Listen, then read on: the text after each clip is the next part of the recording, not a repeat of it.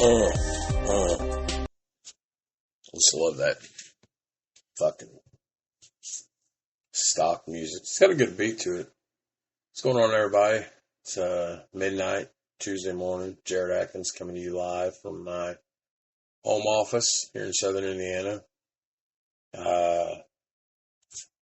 Just going to do a bonus episode, just me by myself. I got a lot of boxing to talk about. That's going to dominate 90% of this episode, if not more, is got a lot of boxing talk. So, like I said, we got a lot of boxing stuff to break down. I know the audio quality on this probably isn't as good. I'm recording with my wireless earbuds off the Podbean app on my phone here instead of busting out all of our fancy $800 worth of equipment. If you'd like and share the podcast, we appreciate your support. Steel Toes and School Boards. You can find us on Facebook and Twitter.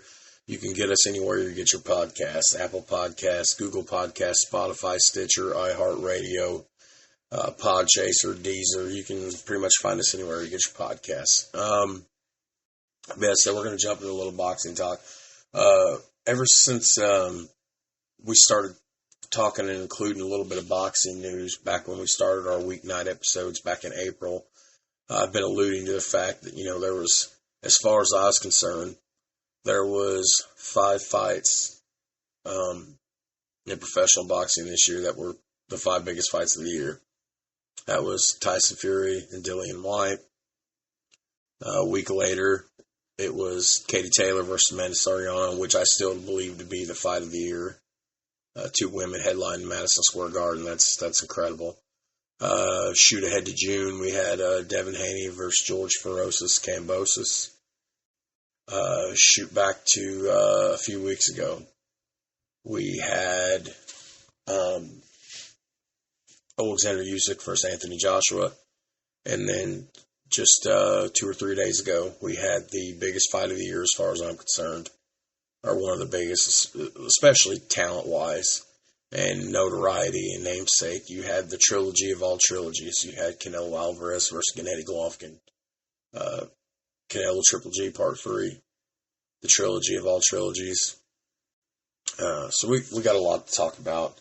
In addition to now, 2022 has been a hell of a year boxing-wise around the boxing world. And now we're on pace for a potential 8, maybe 9, maybe 9.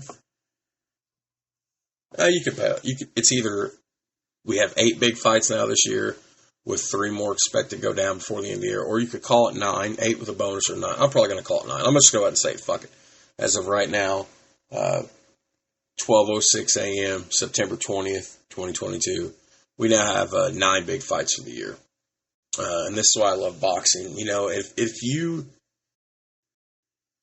don't think that boxing is making a comeback compared to where it was when the UFC took it over, almost 20 years ago, and MMA, you're mistaken. The rise of the Ultimate Fighter, you've all seen it a million times over. Stephen Bonner, Forrest Griffin, the Ultimate Fighter. That's what really brought MMA and UFC more mainstream. That was boxing's nail in the coffin. And it started to make a comeback. And these 5 fights that we've had this year, and now the addition of 4 more, it's impressive. But before we do that, before we get into all that, those other fights that are coming this year, we're going to go ahead and break down Triple G Canelo Part III. Hell of a fight. Obviously, I'm not living a lavish enough lifestyle here to be purchasing all these pay-per-views probably next year. If there was ever going to be one I bought this year, it would either been Taylor versus Serrano back in April, but I took my son to see the NWA wrestling in Kentucky. Or it would have been this one, Canelo Triple G. This is, the trilogy of all trilogies. And it went down in Sin City, Las Vegas. It couldn't have been a more perfect place. And I guess you can say that I've been humbled. Their very first fight in 2017 was a draw. They fought a year later. I think it was 2018, 2019. I think it might have been 2018. I can't remember. Their second fight, decision, Canelo won. Gennady Golovkin, who I was pulling for, because these guys are both talented athletes. They're both great boxers. I've just been a huge Gennady Golovkin fan. I personally thought that Golovkin was going to get his comeuppance here, his reseat, however you want to say it. And Canelo pretty much put me and the rest of the boxing world and detractors in our place, as Canelo won the unanimous decision to remain the undisputed super middleweight champion of the world. All 4 belts are on the line. And Canelo dominated this fight. Defense. Defense wins championships. And you know what? You can apply that to boxing too. Defense wins championships. Jabs, left hooks, overhand rights. And then, Triple G spent over half the fight working behind an ineffective jab, almost digging himself into a hole in the score. Or actually, I guess he did dig himself into a hole in the scorecard. And the first 2 rounds, according to, I'm looking at some of the stats here, because I didn't watch the fight. I seen the recap, but I always pull up the stats-wise. Stats-wise, it looked like Triple G only landed 32 jabs in the first round. That's how good Canelo's defense was. And as the rounds continued to get further along in this championship fight, things didn't get no better for Triple G. And Canelo would just keep him hunting.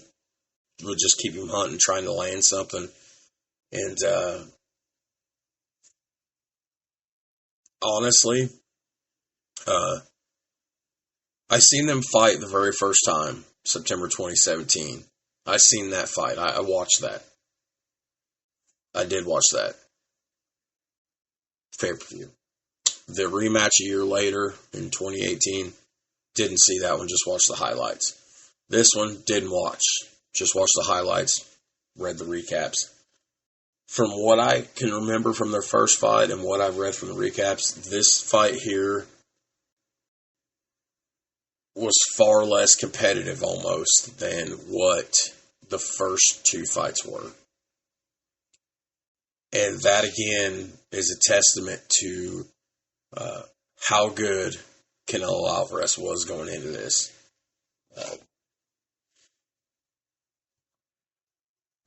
Now, one thing I want to mention here is something that was just interesting to note. The last 3 or 4 fights that Gennady Golovkin has had, he has shown an extreme weakness or vulnerability when he gets tagged in the body. Chest, abdomen, ribs, wherever. When he's getting body shots, he's showing a weakness the last few fights. And I want to thank a YouTube channel. I'm drawing blank. They had pointed this out, one of the recaps that I had watched. And they showed clips of other fights that Triple G's had. He's shown a weakness to the body. So I would have expected Canelo to kind of work that into his favor. But he didn't, not that much. And what was interesting is Canelo had promised a knockout. Didn't happen. I did not go into and I've said this, if you go back and check out my boxing recaps in our archives, never one time, excuse me, plug my phone in here. Sorry guys, this is real professional. The EQ probably sucks with these wireless earbuds and this new phone, but okay. Anyways, and I've said in prior episodes, a bunch of these big name fights, a bunch of these top guys, I keep talking about a knockout. I didn't think anybody was going to knock each other out. And the same thing went for this. Canelo, being Canelo, Canelo's quite a character. He was calling for a knockout. It didn't happen. But I mean, he won by a big margin. 8 points at least. It looks like, according to CBS Sports here, because that's CBS Sports is one of my trusted boxing recaps here. According to them, they scored the fight 118 to 110 in Canelo Alvarez's favor. So 8 points. That's a pretty big gap. What happens now? I honestly, because I'm a boxing fan, I honestly wanted to see Gennady Golovkin win for two reasons. One, because I wanted Gennady to win, because I like Gennady Golovkin. I do like Canelo, but it's like asking me to pick between which fruit I want to eat more, apples or oranges. I'm going to pick apples. So, but the second reason I wanted to fight is because I wanted a fourth fight. Because here you go, if you've got Canelo wins the decision in their second fight, Gennady wins their third fight, their very first fight 5 years ago was a draw, well then you've got to go to a fourth fight. Will we see a fourth fight?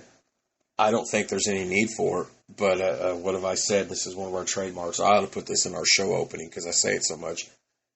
At the end of the day, sports is a business. If there's money to be made, it will be made. And that's where we're at. But I don't honestly see that there'll be a fight. And kudos to Canelo. Triple G's talked mad shit. If you go back and you hop in your Google machine and you look going into this fight, Triple G's talked some mad shit over the years. So Canelo, being the consummate professional that he is, Canelo did send nothing praise. Canelo would say, quote, that he's a really good fighter, he's strong, he's a great fighter, and that's why we're here. I'm glad to share the ring with him. I'm going to keep forward to keep my legacy strong. Now, Canelo's already kind of looking ahead. By the way, what I mean by that is he said he's committed to fight the winner between the WBA lightweight champion Dimitri Bivol and Gilberto Ramirez on November 5th. Now, you're asking me, why does that sound familiar? I don't remember what episode it was, but we've touched on that in past in our archives.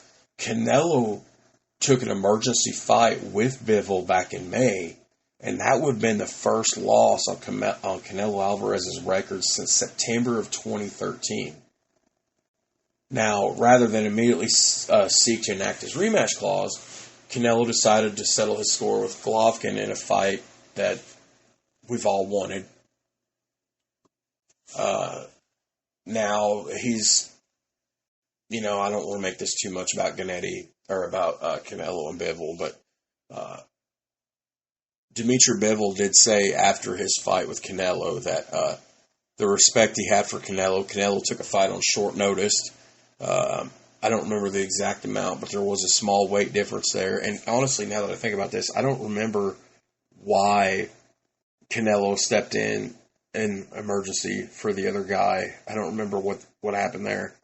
I don't think it was the same. I don't think it was a booked fight. I think Canelo was pulled as an emergency. I could be wrong about that. I mean, this was 6 months ago. 5 months ago, 4 months. I don't remember what exactly happened. But Dimitri Bivol, being a professional, said that Canelo stepped in basically on short notice and gave him this fight. And, Bivol got a huge boost in his career. Even though it wasn't for any championships, he still beat, a holder of 4 titles. So Bivol was more than willing to give Canelo a rematch if he ever wanted it. So that's coming down the line. Now, what's next for my boy, Gennady Golovkin? Triple G, this was only the second loss on his fight. Now, he still holds the IWBF and the WBA middleweight titles, and said that after the fight, he would return to the 160 pounds for his next fight, brushing off, pretty much everything. Golovkin would say, everybody knows this is a high-level class. This is the best fighter in boxing. Everybody knows who is Canelo. It's a huge fight. Congrats to Canelo. Like, Triple G kind of just, held his mouth in check. So, I guess, this is sort of an anticlimactic podcast. I've talked about this for so many months now. Even though, and you got to keep in mind, September of 2017 was 5 years ago when I watched the very first fight on pay-per-view. I watched highlights and read recaps on their second fight a year later, and I watched highlights and read recaps on this fight here that just took place a couple days ago. While this one wasn't as competitive as the first one, I believe, and I agree with that statement, and it's out there on the internet, a lot of people will say it too. You witnessed, without a doubt, two of the best ever inside the ring. Congratulations to both of them, even though Canelo lost. Congratulations to him anyways, because, when you're arguably two of the top 10 to ever do it in your division, or maybe overall, and you still lose, but you're in there, hundreds of millions of dollars. It ain't a bad day at the office. What goes next for Gennady, though, I don't know where he goes. Obviously, he's going back down to 160. Canelo, eventually he's going to have title defenses coming up and the return match with Bivol, just out of respect. I guess I should say, as I'm looking at a recap real fast, I wanted to point out, of course, everybody took to Twitter, all the usual suspects, the celebrities and the pro athletes, Steph Curry, and then, of course, DAZN Boxing, Eddie Hearn. You know how I feel about Eddie Hearn. Eddie Hearn weighed in. But anyways, Steph Curry was in attendance in Vegas. Chris Eubanks, great boxer himself, weighed in as well, and a lot of people. And of course, in the press conference or the post-fight, Canelo had to put the crown on. So you got to love a little bit of theatrics. But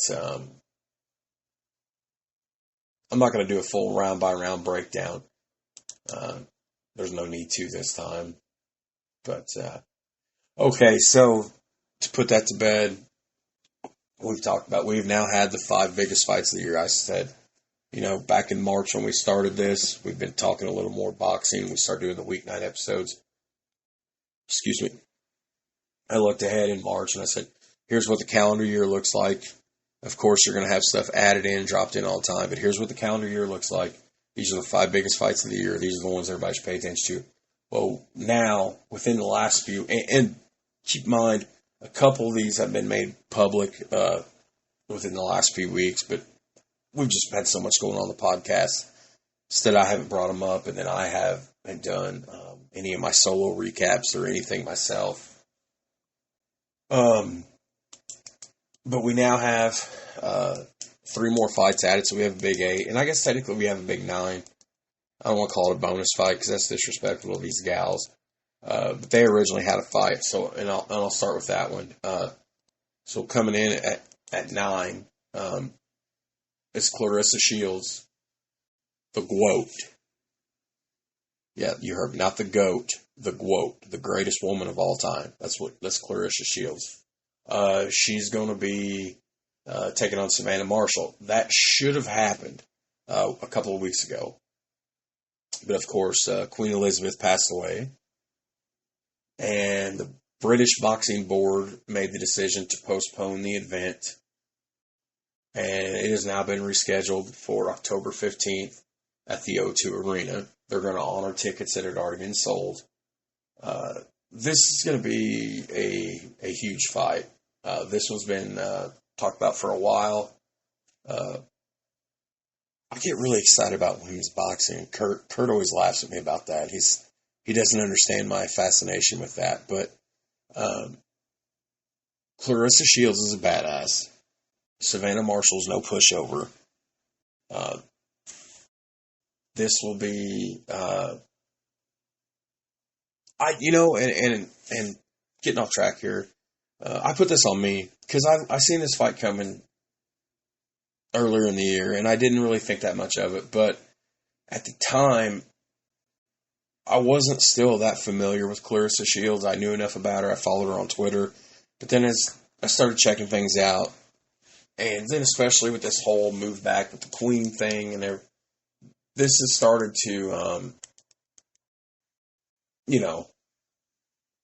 I was wrong about this. I missed this one. So kudos on me. So it's either, bonus fight or big fight number 9.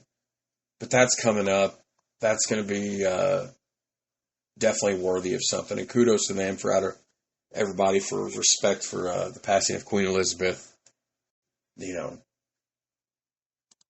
Moving on, we have a rematch. And that rematch is for the 4th biggest fight of the year that we had that went down. In my opinion, it was the 4th biggest fight that went down back in June, and that was Devin Haney versus George Ferocious Kambosos. The first fight went down June 4th in Australia, Melbourne Arena, I think it was.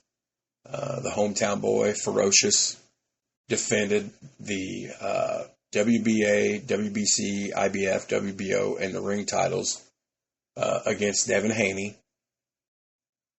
And I had predicted Ferocious to win that thing, and I whiffed on that. Obviously, that was not the right outcome. George was a little bit of a dick. He ran his mouth. He said some really disrespectful things you shouldn't say.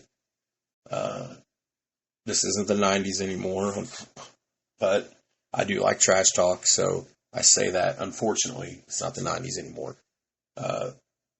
And George just didn't fight like a champion. I don't know what happened. You can hear all about the breakdown. I think I even did a round by round breakdown. If you go back into our archives, if you go back into our archives back in June 6th or 7th, it was the Laundromat Listenings, episode 4 or 5. I broke down that fight. But now things have changed. Devin Haney is now the undisputed lightweight champion. And October 15th, it's going down in Australia again. Kudos to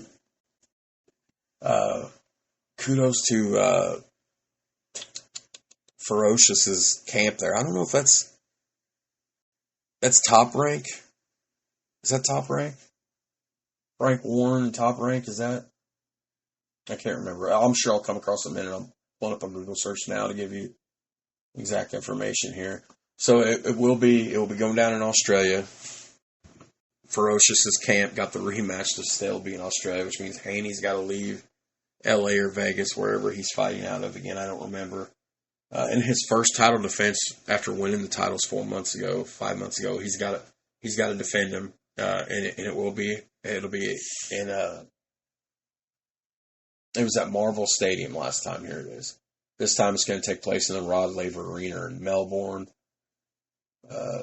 What's interesting about this is if you check social media and check things, Kambosos isn't yapping as much as he was before the fight when he lost his titles. And Devin Haney said something about that about a week or two ago. He just kind of a statement. He said he's quiet right now like he should have been before our first fight. He said, I wish him a very healthy training camp. I'm expecting a hungry and determined Kambosos on October 16th in Melbourne. I will be prepared for any adjustment he brings, and this is a great opportunity to gain more Aussie fans and add to my legacy. Now, Haney turned pro when he was 17 years old. I think I talked about that in the first episode. He won some national titles. He fights out of Mexico to start his career, and then eventually he got in line. He won the interim WBC title in 2019 against Antonio Moron. Now, he defended his belt. Haney defended his belt 4 times before facing Kambosos in June. Now, Kambosos would turn pro in 2013. He would take care of Lopez back in November, Teofimo Lopez, in 2021 November, and he would win the WBA, IBF, WBO, and the ring titles. Haney was the one that came into that with the WBC belt. Every title was on the line. And in a decision fight, a fight that did not go Kambosos' way. And I'm glad I didn't, bet on fights, and I don't do a lot of sports betting anymore. 2013, 14, 15, 16, 17-ish, I had a Bovada account. I don't even know if Bovada still exists anymore. I would do Bovada, and I'd do some FanDuels or DraftKings, and that was it. But I'm glad I haven't put money on any of these fights this year, because my record, I've lost about half of these fights where we've talked about on the podcast, and I've predicted the winners and outcomes. So I've completely whiffed on these. So, but George just did not fight like a champion. His head clearly wasn't in the fight. He'd done a lot of trash talking. I don't know if he didn't have a good camp. Going back to prior to June 4th when they had their fight, what I had seen on YouTube and social media and everywhere, and on some of the boxing apps I have, it looked like he had a good camp. But to me, it just looks like he thoroughly underestimated Devin Haney. So now what happens now that we go to this twice? I don't have a whole lot of fight details. I don't have a whole lot of breakdown of the contract of who, and that's all shit I like to include in these episodes. I don't know what the payout's going to be. I don't know what the contract stipulations are. I don't know what happens after the outcome of this person winning all I know is we're getting to see a great bout for a second time in 6 months. And these guys are going to hook up one more time. Home field advantage to Ferocis. Australia. I don't know if this fight will be involved. I tried to watch part of this fight. I don't remember what I said in our last thing, the recap on it. I think I fell asleep before they went to the ring. You can view it on ESPN Plus. I have ESPN Plus on my phone. It's like $7, $8.99 a month, whatever. You can watch fights. But you got to keep in mind, this is in the land down under. So it's going to be a late night here in the States.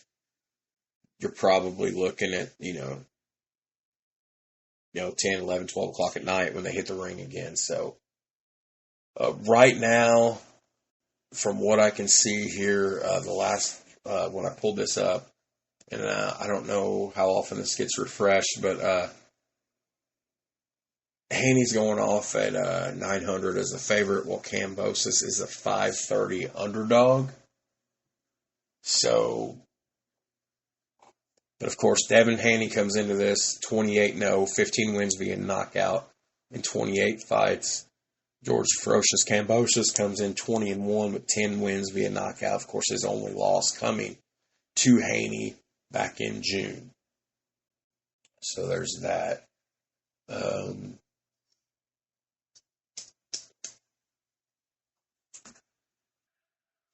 Now, here we go with another fight. Like I said, 2022 has decided to grace us.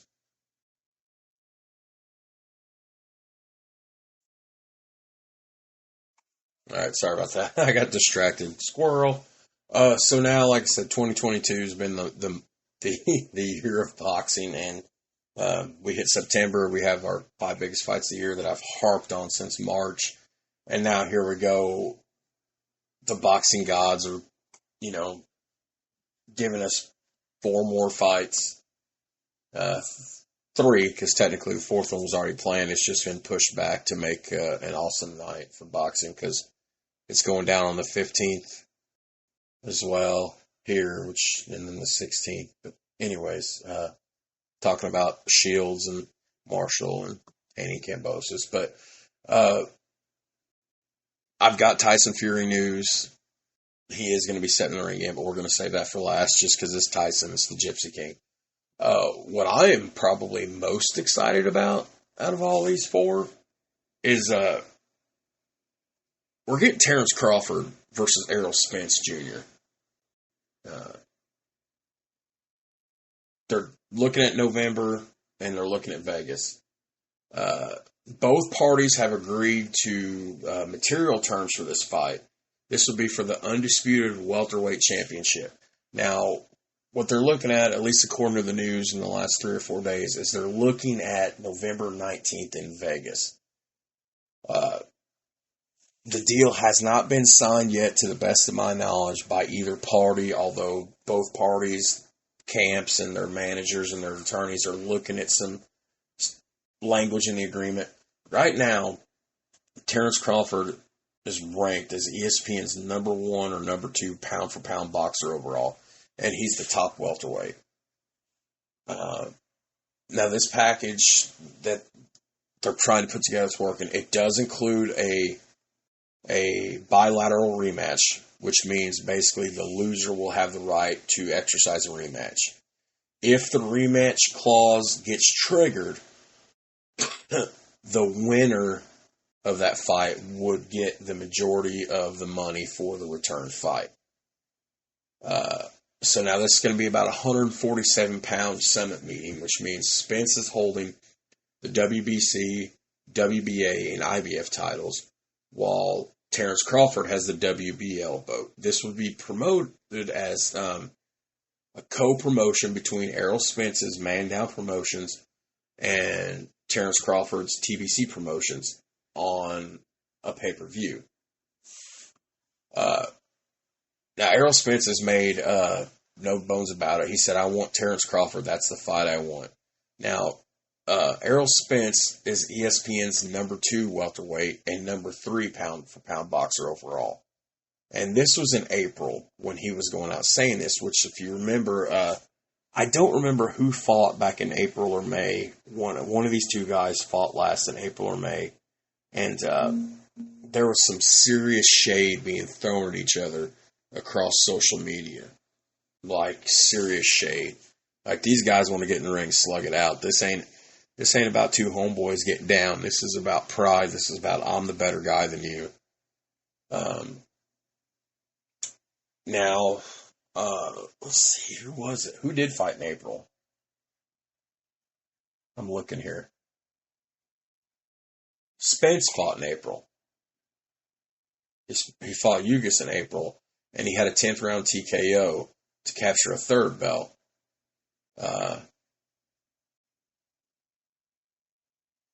Yeah, okay. Or was it Crawford? I can't remember. Yeah, okay. I got screwed up. It was Spence. Yeah. So now, this is going to be easy. Terrence Crawford said, everybody's saying Errol's back. He's 100% ready. So now's the perfect time for me and him to fight. This is what he told ESPN back in April. And I tell you guys, after this fight that Spence had in April, I literally sit there on Twitter and watch this back and forth with these two guys. Is there respect there? 100%, I believe. But was there a lot of shade being tossed? Abso-fucking-lutely. And that's going to be interesting to see. It's going to be exciting to watch. Crawford's coming into this at 38-0, 29 knockouts. So, while Errol Spence is 28-0 with 22 knockouts. Okay? So,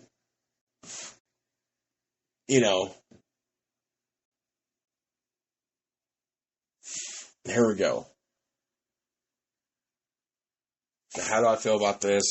I haven't bought a single pay-per-view all year, and I'd said if I was going to buy one, it would have been Canelo Triple G or Taylor Serrano. Well, the only reason I didn't get Taylor Serrano, and that was the fight of the year, was because I took my son to see wrestling. I had a father-son bonding moment, front row, up on the guardrail, professional wrestling, 5 hours worth of TV tapings. We sat in that building full of 2,500 people. All the while, I know I'm wanting to watch this boxing pay-per-view, but I'm making memories with my son. Here's my chance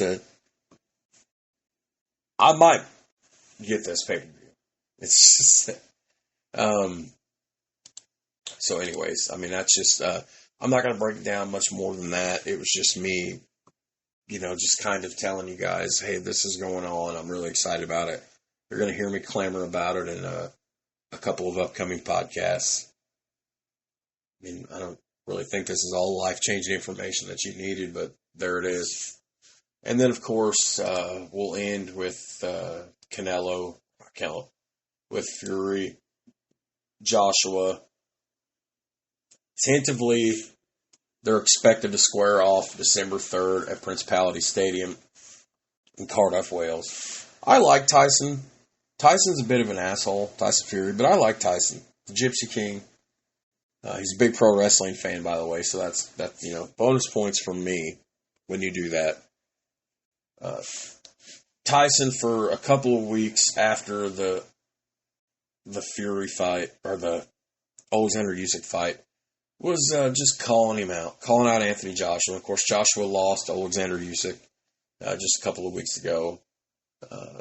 Anthony Joshua is just not the same guy that he used to be. That's my opinion. I could be wrong. He could get in here and he ain't going to clean Tyson Fury's clock. Ain't nobody going to clean Tyson Fury's clock. And if anybody does, it's going to be Usyk.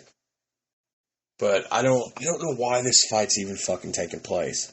Now, see, Tyson had to defend the belt against Dillian Whyte back in April. That was our 5th biggest fight of the year. I put that one in, last place. That had to happen. That was a mandatory challenge by the WBC or whoever it was, whatever governing body of boxing it was. Now he's at the point now where he can take a voluntary challenger, which means he can challenge or accept a challenge from anybody he wants. It's not mandatory. Why he's wanting to climb into the ring, I don't understand this. Tyson Fury has been, ever since that fight with Dillian Whyte back in April, the last 5 months, it's I'm retired. Well, I'd come out of retirement for this. Well, I'm retired. Well, now he's fighting Anthony Joshua. For why? And like I said, October, back in August, whatever it was, 20th, 27th, whatever week it was, he lost that fight to Usyk. And then Tyson just decided to roast Anthony Joshua. Now, they're looking at December 3rd. There was another date that was scheduled for December 10th. Tyson Fury has been adamant that he's prepping for something with Usyk or something, because Tyson doesn't want to fight no later than like the 1st or 2nd week in December. Well, here comes Anthony Joshua just off this massive, just brutal beating he took at the hands of Alexander Usyk. And he's wanting to put a little time in it. He's like, I'll do it at the end of January. I'll do it at February. Tyson's like, no, I have to get ready. Tyson's working for something come January, February. It could be that the heavyweight contender fight, that contender series that's going on right now, the whatever governing body in boxing it was, is it the WBC? I don't know. They're going through a couple of contender series fights right now with like 4 heavyweights. And it's going to come down to, we've got another heavyweight fight coming up with another guy. Then when he wins that fight, I think we're going to have a showdown. It's all to challenge Tyson, pretty much. But I think at the end of the day, Tyson's also still fixed on he's going to get a fight with Usyk, which is a fight that everybody wants to see. Alexander Usyk, he's had a lot of shit going on right now with, he's Ukrainian, so he spent a lot of time helping his country with the whole fucking Russia war invasion thing. So there was talks, would he even be able to be ready to fight Anthony Joshua? Would he be distracted and he'd just come in and he just outpointed AJ. And then, like I said, Tyson's been dogging AJ, and here we are. The contract, it's about money. Tyson believes he should be entitled to bigger. Tyson Fury's got more money than God right now, almost. But, whatever. But the fight, if they can agree to terms, it'll go down December 3rd or December 10th. Last I heard, it was possibly the 3rd, but I heard that AJ's camp's trying to push it back. And, of course, Tyson Fury responded with, you're a professional athlete. And not only are you a professional athlete, but you're the most important kind of professional athlete. You're a combat fighter. Combat fighter, professional wrestling, boxing, MMA. You're a combat athlete. So you should keep your body in consistent shape to be ready 24/7. And if you're already staying in shape 24/7, if you can't get yourself mentally and physically prepared for a heavyweight fight in 2 or 3 months, then you shouldn't even be fighting. Which pissed off Anthony Joshua's camp. And so here we are. So that pretty much wraps up the boxing breakdown. This is just a little bit more content out there. Just me to get on here and talk to myself for 45 minutes about boxing and listen to you guys. Listen to maybe 5 or 6 of you download the episode that cares. But it's just also keep you informed. I've really got in boxing. Boxing is making a comeback. Boxing is making a comeback. The mixed martial arts and the UFC in general took boxing down and took over as the leading form of combat entertainment. And boxing's starting to make a comeback.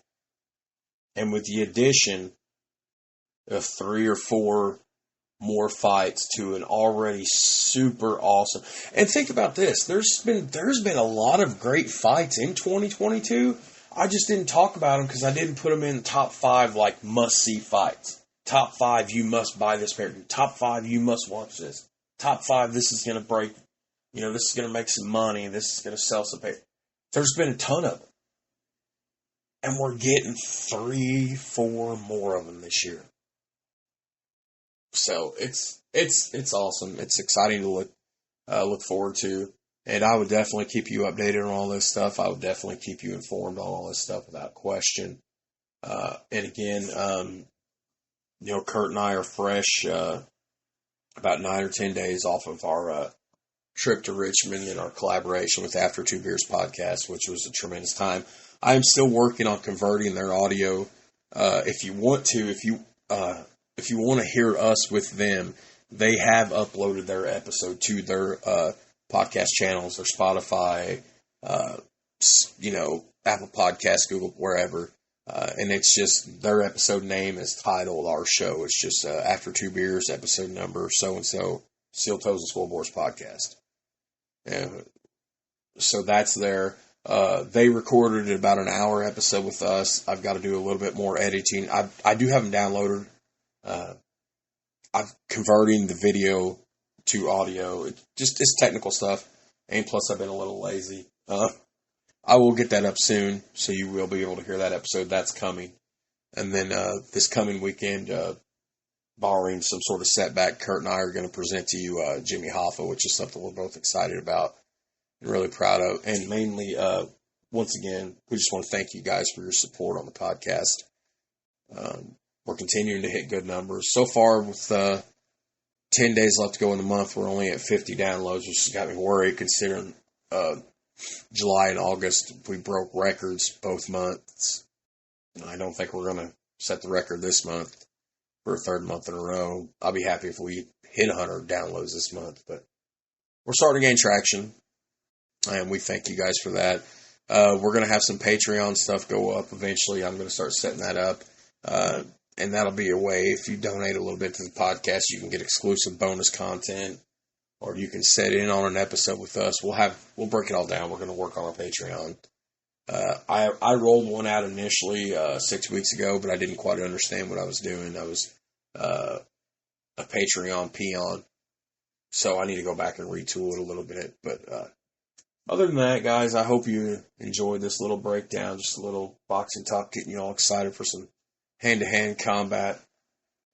For Kirk Kelly, I'm Jared Atkins. This has been a bonus episode of Steel Toes and Scoreboards, and we will catch you guys next week.